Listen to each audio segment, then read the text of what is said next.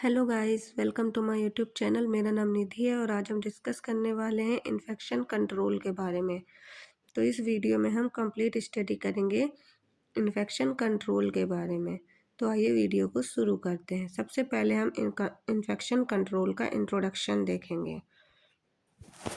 तो आइए देखते हैं क्या होता है। तो infection control refers to the policies, procedure and practices used to prevent the spread of infection in the healthcare settings and the community। यानी इन्फेक्शन कंट्रोल जो होता है वो रिफर्स करता है पॉलिसीज़ में, प्रोसीजर्स में एंड प्रैक्टिस में, जो कि हम यूज़ करते हैं जिससे हम बचा सकते हैं इन्फेक्शन को फैलने से। कहाँ पर? हेल्थ सेटिंग्स में और कम्युनिटी में। इट प्रोटेक्ट पेशेंट, ये पेशेंट को प्रोटेक्ट करता है, हेल्थ केयर वर्कर्स को प्रोटेक्ट करता है और visitor from communicable disease caused by microorganism such as bacteria, virus, fungus and parasite. और विजिटर हैं जो कम्युनिकेबल डिसीज़ से, कम्युनिकेबल डिसीज़ जो कि कॉज्ड हुई है आपके माइक्रो ऑर्गेनिज्म की वजह से, जैसे कि such as bacteria, virus, fungi and parasites. तो इनसे ये हमें प्रिवेंट करता है। यानी अगर हम इसे सिंपल वर्ड्स में जाने तो इन्फेक्शन कंट्रोल का मतलब होता है इन्फेक्शन को स्प्रेड होने से रोकना या कंट्रोल करना, स्पेशली हॉस्पिटल्स, क्लिनिक और कम्युनिटी सेटिंग्स में। ये पेशेंट, हेल्थ केयर वर्कर्स और विजिटर्स सब के लिए बहुत इम्पॉर्टेंट होता है। क्लियर है? नेक्स्ट हम देखेंगे chain of infection.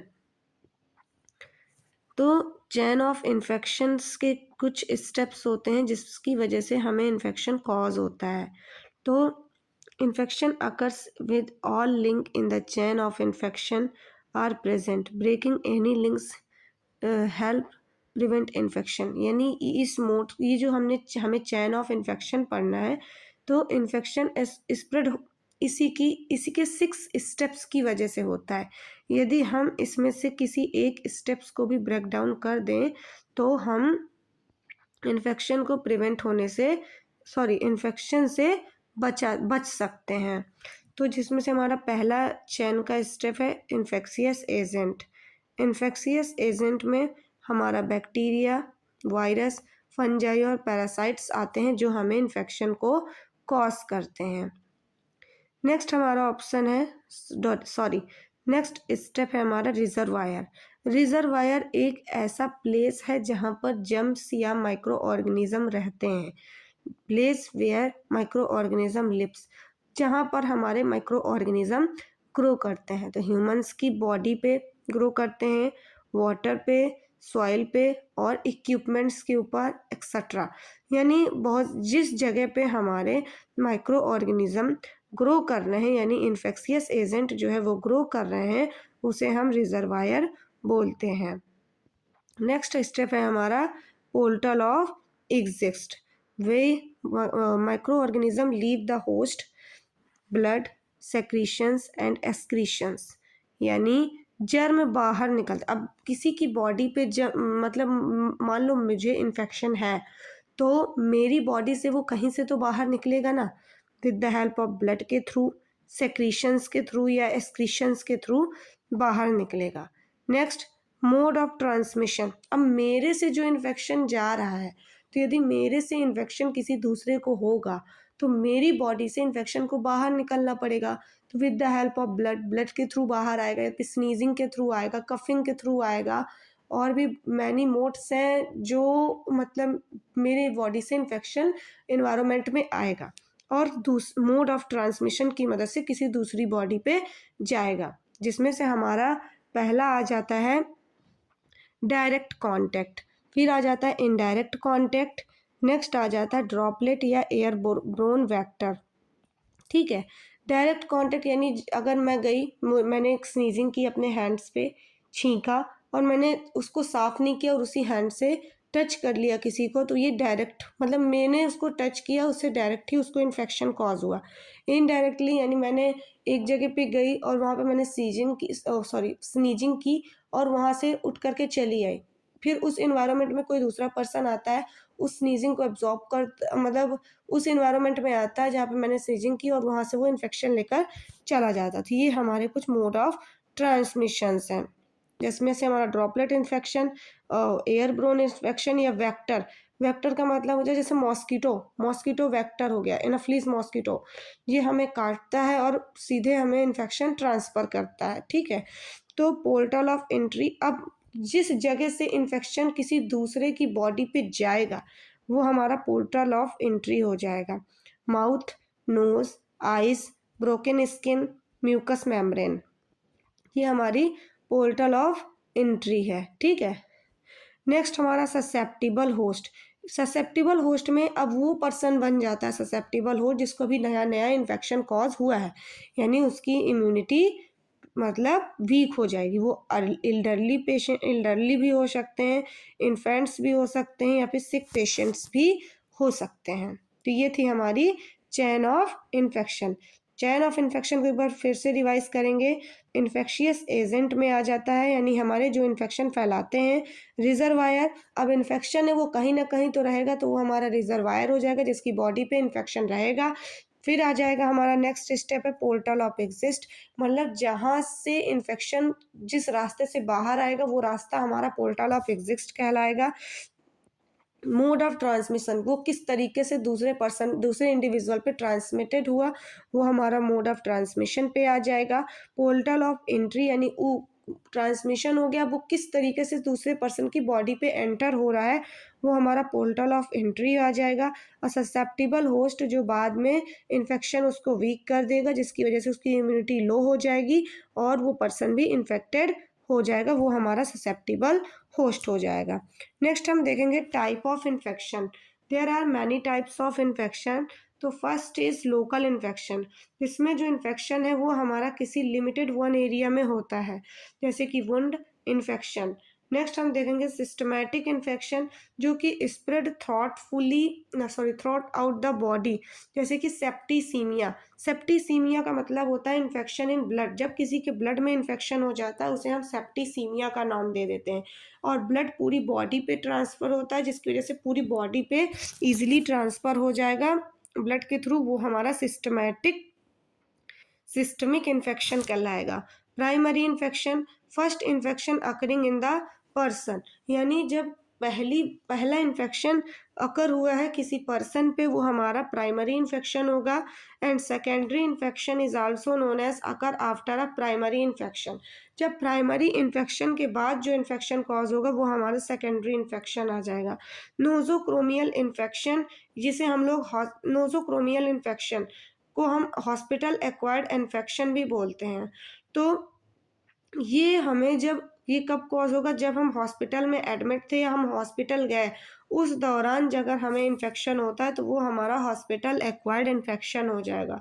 Opportunistic infection occurs in the immuno compromised individual, यानी ऐसा इंडिविजुअल जिसकी इम्यून सिस्टम वीक है, उसको अगर इन्फेक्शन कॉज होता है तो वो हमारा एप्रोन्यूस्टिक इन्फेक्शन कहलाएगा। क्लियर है। जैसे कि लो इम्यूनिटी वाले पेशेंट में ये देखने के लिए ज़्यादा मिलता है। एक हमारा इन्फेक्शन होता है community acquired infection. Community acquired infection hospital के बाहर लगने वाले इन्फेक्शन को हम बोलते हैं। क्लियर है। नेक्स्ट हम देखेंगे मोड ऑफ ट्रांसमिशन। तो there are many types mode of transmission in infection, कई तरीके से हमारा इन्फेक्शन हमें कॉज हो सकता है, जिसमें से हमारा डायरेक्ट कॉन्टैक्ट, जिसमें पर्सन टू टच पर्सन, यानी एक पर्सन को टच करता है जिसकी वजह से इन्फेक्शन कॉज हो जाए, वो हमारा डायरेक्ट कॉन्टेक्शन है, मतलब डायरेक्ट कॉन्टैक्ट इन्फेक्शन है। इनडायरेक्ट कॉन्टैक्ट इन्फेक्शन, यानी जब कंटामिनेटेड यानी गंदे ऑब्जेक्ट के संपर्क में आने से जब हमें इन्फेक्शन कॉज हो, या अनहाइजीन इन्वायरमेंट में आने की वजह से जब हमें इन्फेक्शन कॉज हो, वो हमारा इनडायरेक्ट कॉन्टैक्ट इन्फेक्शन हो जाता है। नेक्स्ट हमारा ड्रॉपलेट इन्फेक्शन होता है, जिससे जब हम इन्फेक्टेड पर्सन वहाँ पे कफिंग और स्नीजिंग करता है जिसकी वजह से इन्फेक्शन हमें फैलता है। इसका सबसे मोस्ट इम्पॉर्टेंट कॉज है कॉमन कोल्ड, ठीक है। कॉमन कोल्ड ड्रॉपलेट इन्फेक्शन का सबसे अच्छा कॉज है। एयर ब्रोन ट्रांसमिशन, जब टिनी पार्टिकल्स कुछ एयर में रह जाते हैं जिसको एब्जॉर्ब करके सांस के थ्रू हम लोग उसको अपनी बॉडी पे ले जाते हैं, जिसकी वजह से हमें एयर ब्रोन इन्फेक्शन हो जाता है, जिसे हम ट्यूबरक्लोसिस बोलते हैं। नेक्स्ट हमारा है वेक्टर ब्रोन ट्रांसमिशन, क्योंकि इंसेक्ट या मलेरिया की कंडीशन में देखने के लिए मिलता है।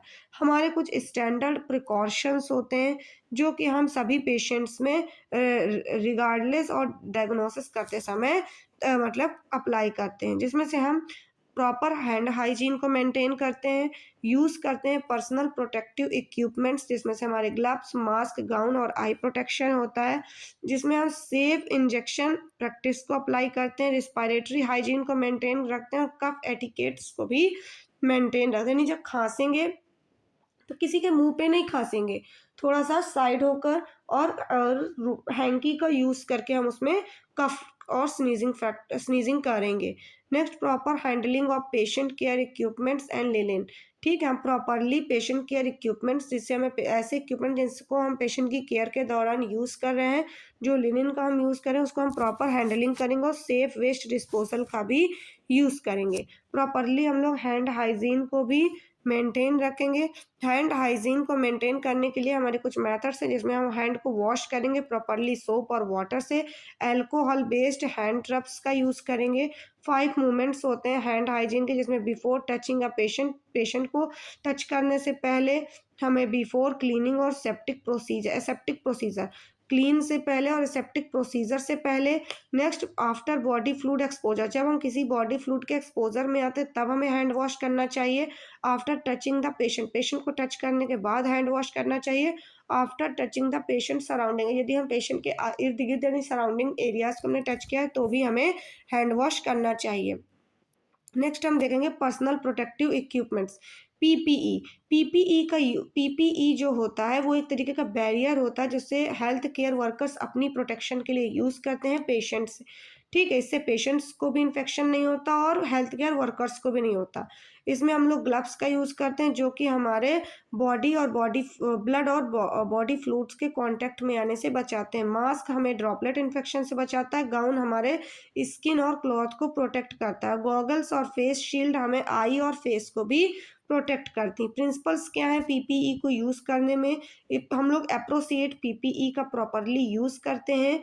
ठीक है, रिमूव करते हैं, हम इसको डिस्पोज करते हैं सेफली, परफॉर्म करते हैं हैंड हाइजीन को मेंटेन करते समय, इसको परफॉर्म करते समय हम लोग प्रॉपरली हैंड हाइजीन करेंगे। रिमूवल के मतलब पहनने से पहले भी और पहनने के बाद भी इसको प्रॉपरली रिमूव करेंगे।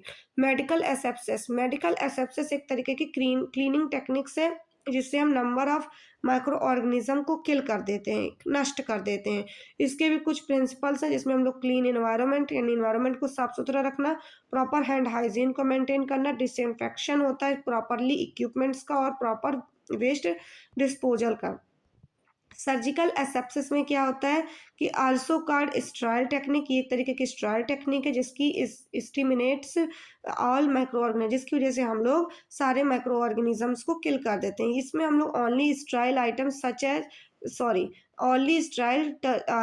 टच स्ट्राइल एरियाज, यानी जिस जगह पे जो हमें स्ट्राइल आर्टिकल्स को हमें यूज़ करने, आइटम्स को यूज़ करना, उनको हम प्रॉपरली स्ट्राइल यानी शुद्ध करते हैं, हाइजीन मेंटेन करते हैं। Sterile field must remain sterile. ठीक है, do not reach over sealed field sterile field, हम बार बार उस स्ट्राइल फील्ड को टच नहीं करते हैं। And moisture contaminate. नेक्स्ट हम लोग पढ़ेंगे डिसइंफेक्शन एंड स्टरलाइजेशन। क्लियर है? डिसइंफेक्शन में क्या होता है? Destroy most micro organism. ठीक है, डिसइंफेक्शन की मदद से हमारे बहुत सारे माइक्रो ऑर्गेनिज्म किल हो जाते हैं by boiling method and chemical method. Sterilization को हम लोग फुली डिटेल्ड में पढ़ेंगे नेक्स्ट वीडियो में। तो अभी के लिए इसमें इतना ही जानकारी याद रखिए कि जो स्टरलाइजेशन प्रोसेस होता है इसमें हम लोग प्रॉपरली माइक्रो ऑर्गेनिज्म को किल करते हैं। ठीक है, इस मेथड का यूज़ करके हम लोग स्पोर्स को किल कर सकते हैं। इसके कुछ मेथड्स होते हैं जैसे कि autoclaving, dry heats, chemical sterilization, radiation. तो इस टॉपिक को हमने प्रॉपरली नेक्स्ट वीडियो में एक्सप्लेन किया हुआ था, आप मेरे चैनल पे जाकर इसको देख सकते हैं। आइसोलेशन प्रिकॉशन, इस पे used for patient with contagious disease. ठीक है, जब पेशेंट को कंटाजिनस डिसीज होती है उसके दौरान पेशेंट को हम आइसोलेशन प्रिकॉशंस पे रखते हैं, जिसमें हम कॉन्टैक्ट आइसोलेशंस में ग्लव्स गाउन, जिसे हम MRSA किसी को हुआ तो हम यूज़ करते हैं। ठीक है, ड्रॉपलेट आइसोलेशन क्या होता है, इसमें हम मास्क का यूज़ करते हैं, जैसे कि निमोनिया की कंडीशन, या फिर एयर ब्रोन इन आइसोलेशन जिसमें हम N95 मास्क और निगेटिव प्रेशर रूम एग्जाम्पल में हम टीबी का रूम रख लेते हैं। ठीक है, ट्यूबरक्लोसिस को हम शॉर्ट फॉर्म में टीबी बोल देते हैं। नेक्स्ट हमारा बायोमेडिकल वेस्ट मैनेजमेंट है, जिसमें हम लोग जो भी हमारा PPE है या जो भी हमारा हॉस्पिटल एक्वायर्ड वेस्ट मटेरियल है उसको हम कलर कोडिंग की वजह से, मतलब हमें BMW के अकॉर्डिंग यानी बायोमेडिकल वेस्ट मैनेजमेंट के मुताबिक ही हमें उसे डिस्कार्ड करना चाहिए, जिससे कि हम अपने फैलते हुए इन्फेक्शन को प्रिवेंट कर सकते हैं। तो इसमें हम लोग सेग्रीगेशन एट सोर्सेज या फिर कलर कोडेड बिन्स का यूज़ करेंगे। Safe disposals of sharp materials को हम सेफली डिस्पोज करेंगे और use of puncture proof containers का हम लोग यूज़ करेंगे। Role of nurse in infection control, nursing के क्या रोल्स होते हैं इन्फेक्शन कंट्रोल में, ये बहुत ही इंपॉर्टेंट है बेटा। इसका मेन मकसद होता है फॉलो इन्फेक्शन कंट्रोल पॉलिसीज। जो नर्सेज होती हैं वो प्रॉपरली इन्फेक्शन कंट्रोल पॉलिसीज को फॉलो करती हैं विद द, मतलब पेशेंट की प्रोटेक्शन के लिए और खुद की प्रोटेक्शन के लिए। प्रैक्टिस हैंड हाइजीन, इसमें प्रॉपरली है प्रैक्टिस होती है हैंड हाइजीन की। Use PPE correctly, proper PPE को यूज़ करेंगे। मेंटेन एसेप्टिक टेक्निक का यूज़ करेंगे। एजुकेट पेशेंट को एजुकेट करेंगे और रिलेटिव्स को भी इन्फेक्शन कंट्रोल के बारे में एजुकेट करेंगे। रिपोर्ट करेंगे इन्फेक्शन प्रमोटली, जिससे हम इन्फेक्शन को बढ़ने से रोक सकें। इम्पॉर्टेंस क्या है इन्फेक्शन कंट्रोल के, तो ये प्रिवेंट करते हैं हॉस्पिटल एक्वायर्ड इन्फेक्शन से, ये प्रोटेक्ट करते हैं पेशेंट को और हेल्थ केयर वर्कर्स को, ये मॉर्बिडिटी और मोर्टिलिटी रेट को भी कम करते हैं। मतलब डेड रेट और डिसीज रेट को कम करते हैं। क्लियर है, decrease the health care cost, या हेल्थ केयर कॉस्ट को भी डिक्रीज करते हैं और life improve quality of care, और केयर ऑफ क्वालिटी को भी इम्प्रूव करते हैं। तो इन्फेक्शन कंट्रोल में इतना ही। यदि आपको इस इन्फेक्शन कंट्रोल से रिलेटेड सारे डाउट्स क्लियर हुए हों तो आप मेरे चैनल को लाइक करें, सब्सक्राइब करें एंड बेल आइकन को प्रेस करें। और BMW यानी बायोमेडिकल वेस्ट मैनेजमेंट और स्टरलाइजेशन का प्रॉपर क्लास पढ़ा हुआ है मेरे चैनल पे, तो आप वहाँ पर जाकर इसे देख सकते हैं और वहाँ से पढ़ सकते हैं। Thank you.